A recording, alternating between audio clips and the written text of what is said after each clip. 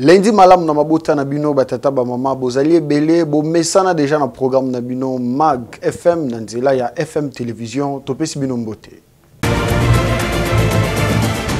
Tofongoli basango mokolo lelo na défense bosimba ete nouvelle politique ya défense congolaise nde ezali cheval de bataille ya yemoko numéro 1 ya défense congolaise tobengiye Gilbert Kabanda bolanda.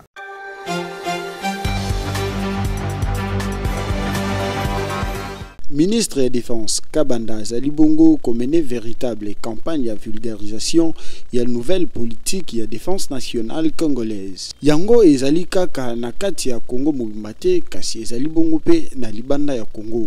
Nde na yango akutanaki na ba protagoniste. Bisika nini bayebaki na kobeta masolo ya nouveau système ya défense ya nouvelle armée o ezali bongo kotalisa diplomatie militaire offensive.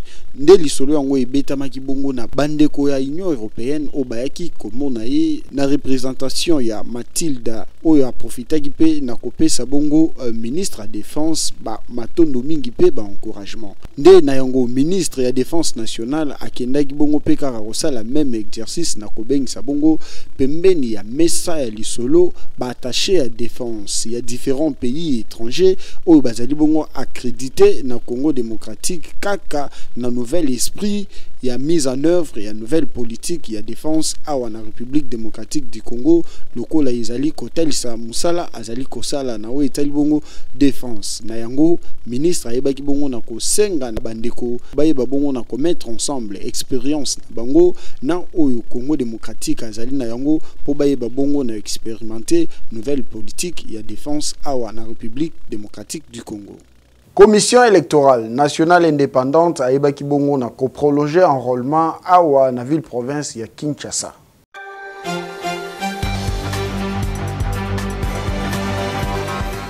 De l'opérationnalisation de la RFI. Commission électorale nationale indépendante, c'est Mokuse azali koyebisa na opinion publique que opération et révision et fichier électoral o ezalaka lancé depuis le 24 décembre 2022 na 10 provinces oyo ezalaki ba province ya liboso pona identification pe enrôlement oyo elingaki kosila lundi 23 janvier 2023 ndenge esengelaki sima ya évaluation ya opération oyo CENI na décision numéro 001/CENI/AP/2023 et à 22 janvier 2023 abakisi période de récupération au ekosalema pendant 25 jours au banda 24 janvier ti 17 février 2023 décision oyo ezali justifiée côté mususu pote na ba centre misusu d'inscription oyo ya ibandeli fonctionnement ezalaki penza na ndenge longo banité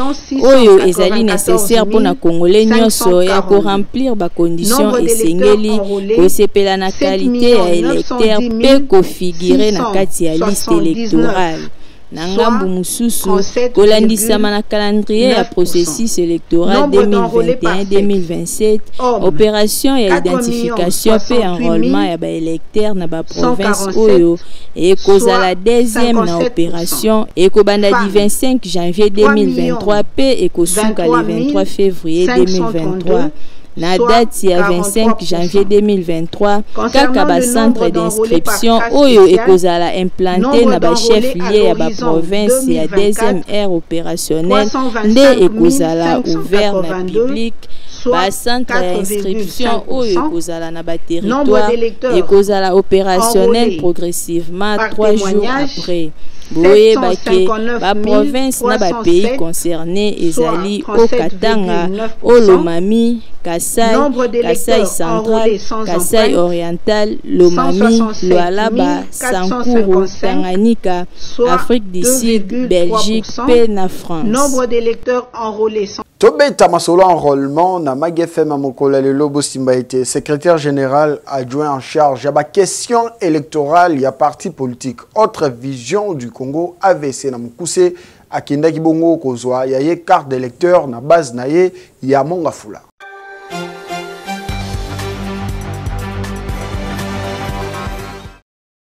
Mokolo ya lelo mobange na mobilisation et salemaki awa na Mongafula. bilenge batata pe ba mama ya monga fula balobaki bakotikala na simate na yango nde bayebaki na komema mwana mboka Yves Ngongo Oazali Bongo, secrétaire général adjoint en charge ya question électorale ya parti politique Autre Vision du Congo na Mokuse AVC. Oe Kamba Makabongo na leadership ya Yemei le génie blanc Didier Boudimbu Twabwanga Oazali, ministre hydrocarbures ya République démocratique du Congo.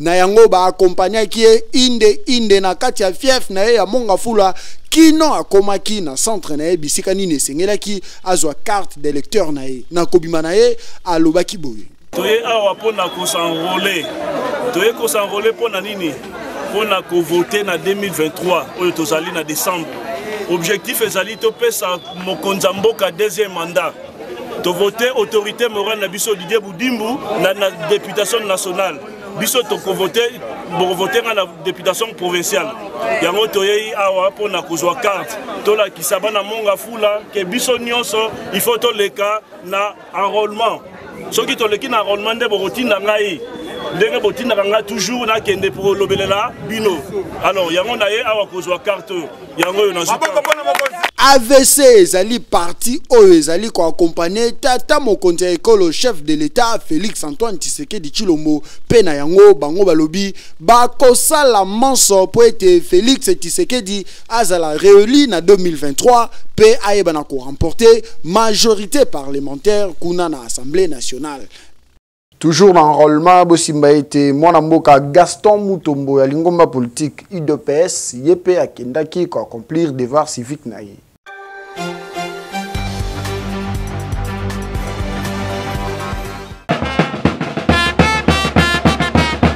Ezalaki nde na ba fanfare koyemba kobina mobange na carnaval o esalemaki mokolo ya lobi dimanche 22 janvier 2023 epai wapi vrai mwana ya mboka Gaston Mutombo oyo azali cadre ya IDPS akendaki ko remplir devoir civique na ye lokola citoyen nyonso akumbamaki kitoko elongo na base na ye ya Moamba ti na centre d'enrôlement lokola azali candidat prétendant ya ba élection oyo ezali koya.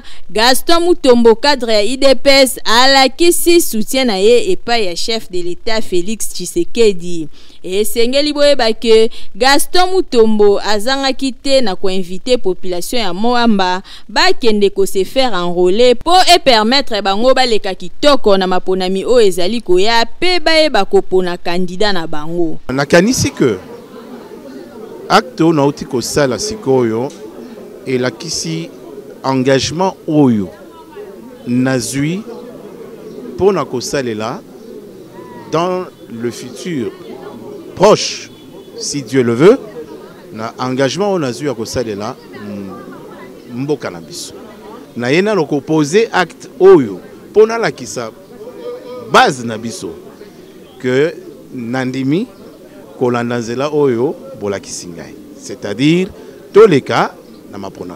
Mais tozana no konate, to yena loko remplir devoir oyo ya kozala non seulement électeur mais aux ala aussi éligibles parce que ceux qui osent na carte aux enrôlés c'est difficile, c'est impossible au comme à niveau oyo tozo espérer comme à lobby boende zalaka oyo esali loko président ya ASBL Up Forever mwana mboka Moussa Felo Mbembi aibaki bongo na kozala accompagné na base na ye kuna na kisenso bisika nini yepe akendaki ko s'enrôler.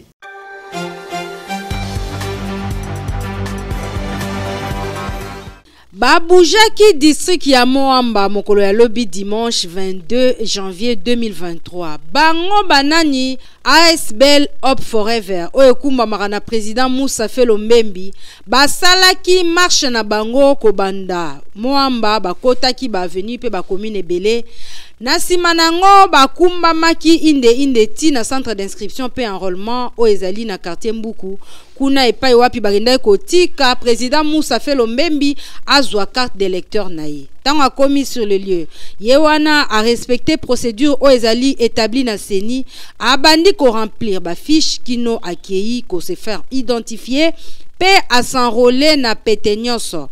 Président Moussa Felo na simanango alobi akotika bana mwamba boete esengeli pe na tournaye a sensibiliser bango ba s'enrôler massivement. Ni awa na cadre ya ko s'enrôler la carte na yango jeune et j'espère que vous allez apporter la réalisation de devoir civique. Alors, on a remercié le président de la République qui a organisé le processus électoral dans des données constitutionnelles et en même temps remercier Seni Oizali, organe exécutif et la décision à organiser l'enrôlement, la phase d'enrôlement. ASBL Hop Forever azali bongo awa na ville ya Kinshasa pe na République démocratique du Congo mobimba bango basvandisi masolo mingi na commune na Kisenso kune pa wapi bazozela changement yango balobi comme enrôlement ezali premier pas vers les élections bakoti kate parce que volonté na bango ezali ko gérer ba faire de l'état par des voies démocratiques. Taux ya dollar na ville province ya Kinshasa ezali toujours causer problème ya instabilité.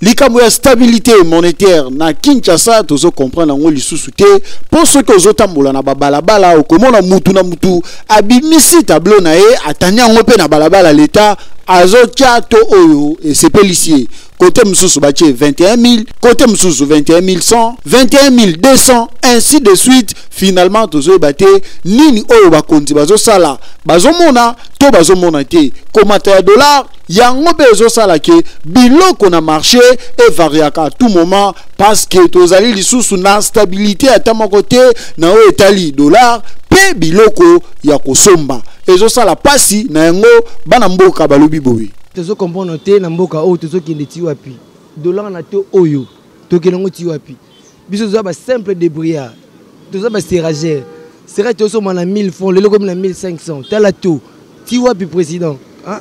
Essaye un peu à comprendre pour ça na biso ba peuple na yo.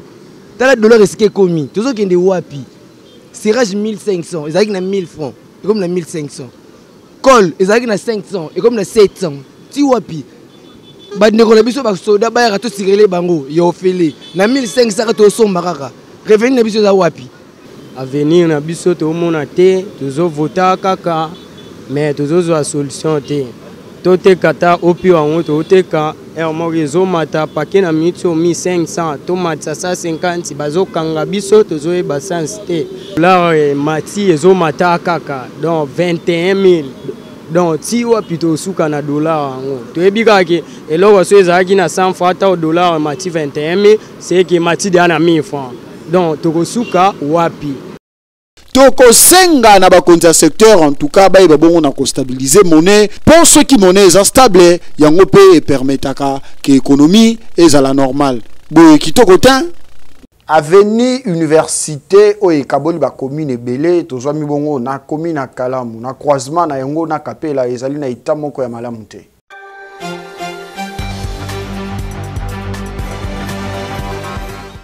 Tozwami na balabala université na croisement na yango ya vini kapela bota la bino moko maziba o bozali komona e utinde na mabulu o ezalaki na kati ya nzela oyo lelo ekomi bongo ko empêcher ba mituka o esalaka balabala o kotambola malamu na yango esalaki ba usager nango pasi pe balobaki boye na micro ya Mag FM. L'état na biso to pingite to critiquer mais on a suivi te parce que nzela ba bandi kuna na bongolo et comme a bakati awa bake o continuer mpanzi mususu sans oublier que awa musana ici de bakati eponani po balingai mabulo ya minene après bake negosenga su mbongo na gouvernement bimisi su mbongo po aya ko bandela su musala o c'est pas ça to vivre bien te. Bon, awa to vivre na pasi parce que embouteillage et salamana awa makasi pour mama bulu o veda yaki asalaki donc abwaka kiselo na ye mais banda babwaka kiselo na bakenda nande bambule yo ya na bambula nde yo ya nde Monique nde to vivre boye. Banzela wa ucho bongisango il n'y a même pas une année. Babongisaka place tout. Nzela zo continuer ko beba boye. Balekaka to balekaka wate. Balekaka mais oleke babutala tanzela no ba député ba maba zela kana 2023 wa po banda ko ya ko tia so ba par 4 ba nini ba banderole ke no to ko to voter bango. Mais tant nzela zo beba mutu mo time sa volonté ke no ko ya bongisate. Yango to sengi na bakonzi. O baza likolo, o baza quand même na volonté. Ba ya hotel la nzela ya kapela o. Toko senga na bakonzi ya mboka en tout cas soki misala ya bobongisi nzela ebandi basala ka suivi na yango po ekomati na suka po kotala modèle babandaki ko sala nzela ya université pe ya kapela ko suka na nzela boye esali kitoko te. Nawe talinde mobo simba ete Léopard ya République démocratique du Congo ye azalaki éliminé uta mokolo ya lobby kuna na CHAN. Zwami na Algérie bisikani na participaki pour na 7e édition ya CHAN 2022 et salaki bongo pasi mingi.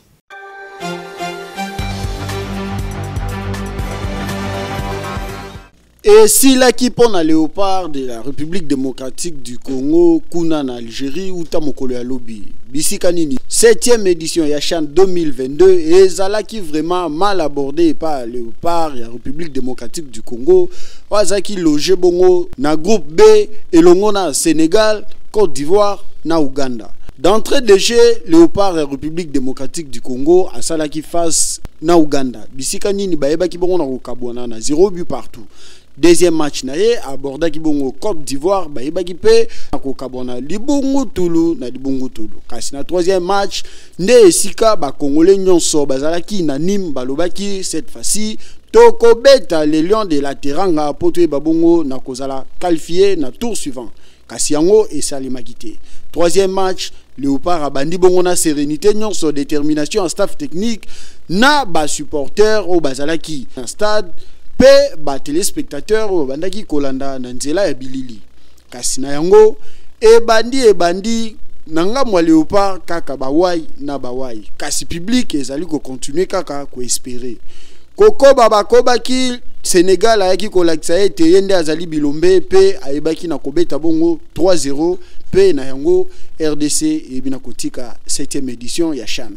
Et sali pasi ba congolais baleli balobi to sala nini na makambu ya boye comment Léopard akobeta compétition locale oyo ayeba na kogania ata match mokote. Na yango to bendika kamatoi na bakonzi oyo bayeba kabongo na kotala makambo sport bacha sérieux baluka entraîneur o azali na niveau ya Léopard pourtant tozo benga Léopard tozo mona bilombe kasi bilombe wana esengeli bongo bazala encadrer pe na elombe po ezala kitoko ya boye soni makasi kitoko te. En tout cas bonne chance na ba équipe etikali mais na yango rappel ezali kaka Léopard asi azwa CHAN oyo mbala mibale.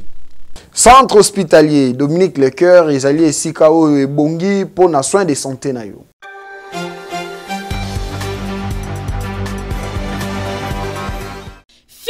Fini makambu ya kokende ko se faire soigner na ba centre ya simandaku oyo ezali ko boma ba congolais mingi po mobange na hôpital oyo ezali na ba norme sengeli yangoyo. Centre hospitalier Dominique Lecoeur eye kosunga peuple congolais azwa soin ya malonga na ndenge esengeli mwana Congo. Centre hospitalier Dominique Lecoeur okokuta awa ba pareil ya malonga ya médecine moderne ya solo oyo ezali ko détecter maladie nyonso ebombani na nzoto ata ebombani na songe ya suki grâce ya ba pareil oyo maladie wana ekozala détecter.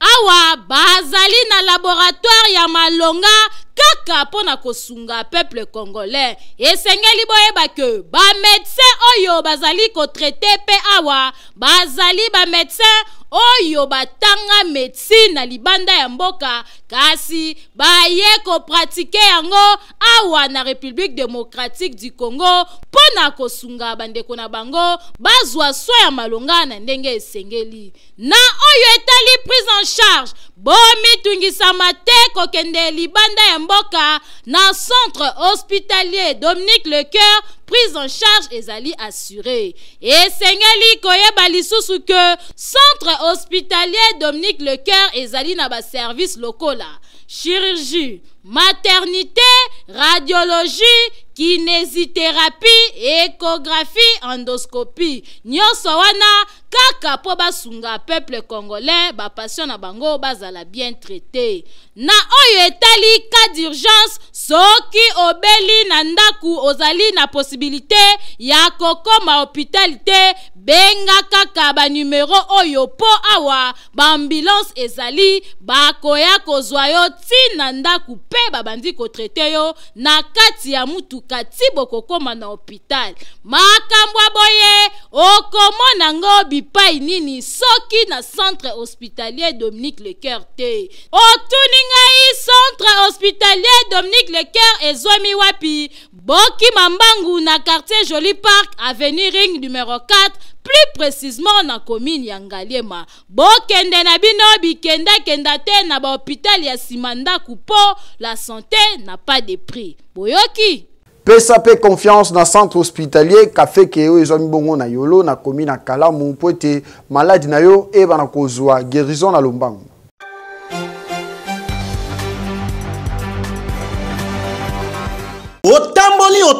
Otamboli solution yango yo. Centre hospitalier Kafeke et Tritaka ba maladie ebele presque ba maladie nyonso o ezana kati ya mokili.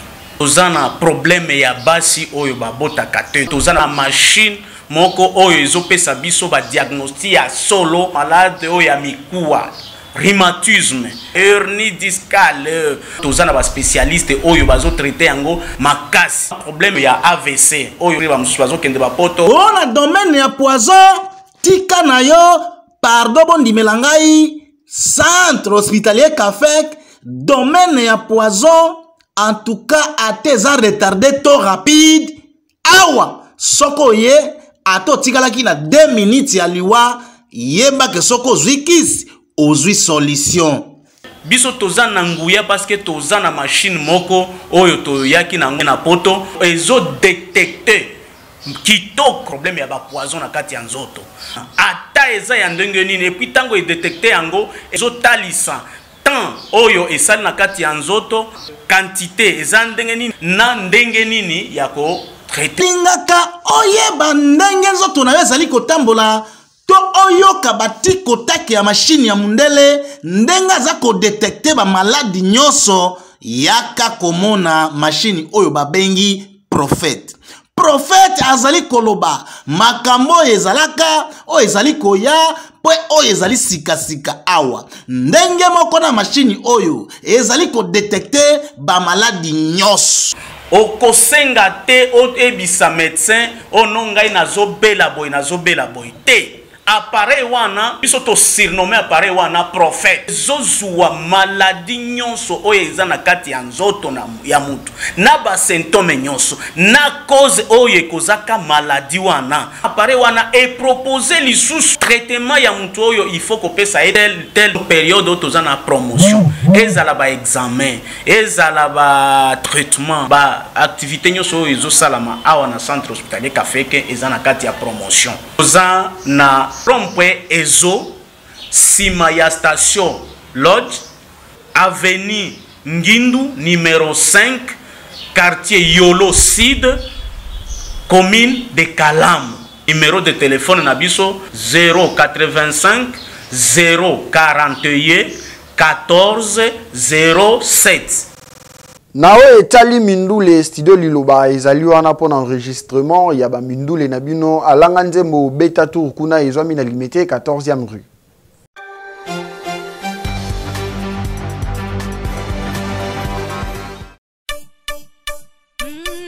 Alanga nzembo bakolo kunga solution pona bino eye. Mutu ozali na besoin ya kobimisa album single maxi single kimambangu na studio liloba na 14e rue po kuna okokuta biloko ya mopaki c'est-à-dire appareil ya kanda studio studio liloba ezali na kalite ya kosakana te ebongo bakita ebongo ba micro okokutango esika mosusu te kaka na studio liloba.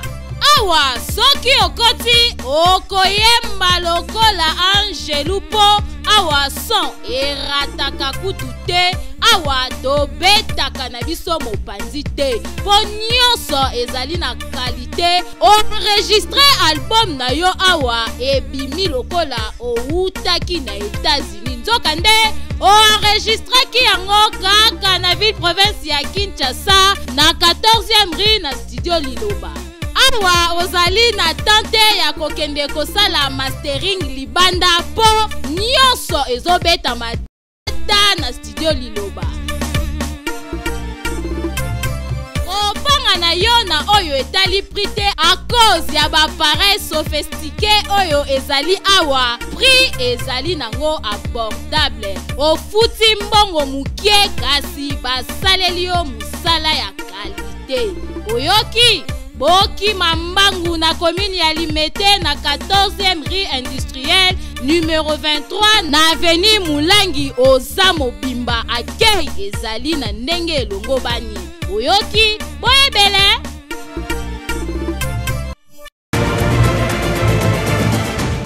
Ya lelo esuki awa tika bongo na pesa mbote na Randi Mutombo azali kotala biso uta Cape Town pe na bosanite ya Nick Kasongo kaka na Cape Town bino bolanda biso na nzela bongo ya 3W Fondation Malua TV ezali bongo chaîne YouTube na biso yo pe ozali na Kinshasa s'abonner po soki courant ikei oko se rattraper na nzela ya Android na yo to pesi pe un grand merci na artiste engagé Skit Love o azali en préparation album na ye ko bimakala mingi te na management ya Enoch Azobi Enaz.